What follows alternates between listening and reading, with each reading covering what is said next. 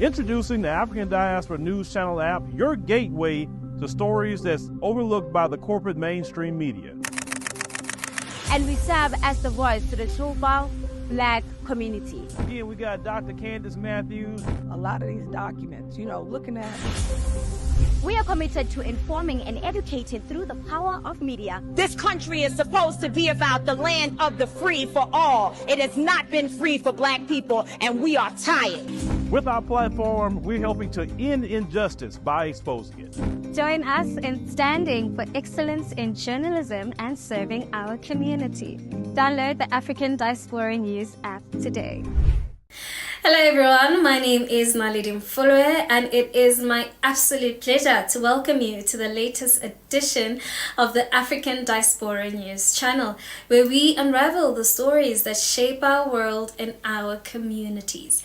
Today we dive deep into the currents of information, from the pulse of politics to the heartbeat of entertainment. We've got it all covered, so please stay tuned for a news experience like no other. Today we delve into a deeply troubling issue, the alarming rates of femicide among Black women in London. Newly released data reveals that Black women are disproportionately victims of femicide, a grave reality that warrants urgent attention and action. Now, according to statistics provided by the Metropolitan Police and reported by the BBC, in 2022, 21 women were victims of femicide. Of these 9 victims, or 43%, were Black women. And though the overall rate of femicide declined in 2023, the situation of Black women worsened. Out of 13 femicide victims recorded, 8 were Black women, accounting for a staggering 62% of the total. Now, the data points to an unsettling pattern. The issue of femicide, particularly against Black women, is not confined to London.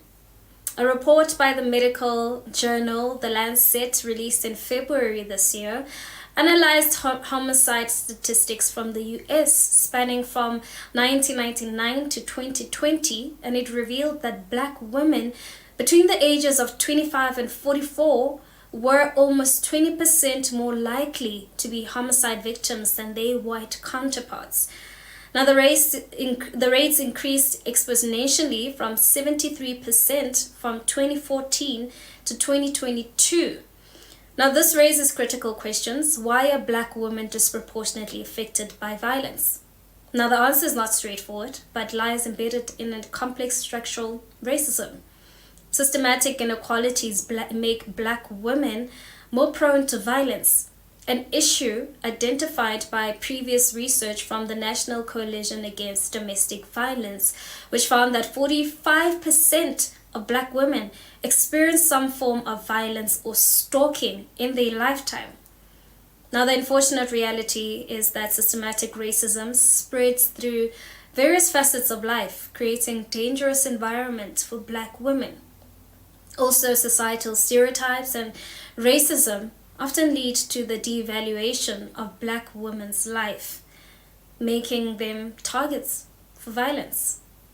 And I also think that the important question is, what can be done to address these systematic issues and protect Black women from such violence?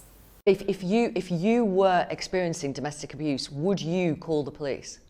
I mean, I think that's pretty much, probably everybody would say no. I wouldn't, because I wouldn't know if they would take it seriously. I mean, unless there's a whole they have to redo the whole entire system, just like the justice system, where you do have belief and you do have trust and you do feel safe reaching out to an authoritative figure. Honestly, in my observation, reducing the rates of femicide among Black women will require a joint effort from all levels of society, law enforcement, public policy makers, community organizations, and the public. They must tackle the root causes, which are systematic racism and socio-economic disparities. Everyone has a role to play in creating a safer and more equal environment. Now, I honestly think it's heartbreaking and unacceptable. More needs to be done to protect Black women and ensure their lives are valued equally. Now, the statistics are shocking, and it's clear that systematic issues contribute to this violence. We need both community support and governmental action to create safe environments for Black women. For too long, the voices of Black women have been silenced and their suffering overlooked. It is imperative that we listen, act, and ensure their protection. Now, to all viewers, please stay informed, stay engaged, and support efforts to create a safer and more just society for everyone. The lives, safety, and dignity of Black women should never be compromised. Now, with that being said, we want to hear from you. Let's engage in the comment section. Please be sure to give your comment and give this video a thumbs up while you're at it. That's it from me. Till we meet again, it is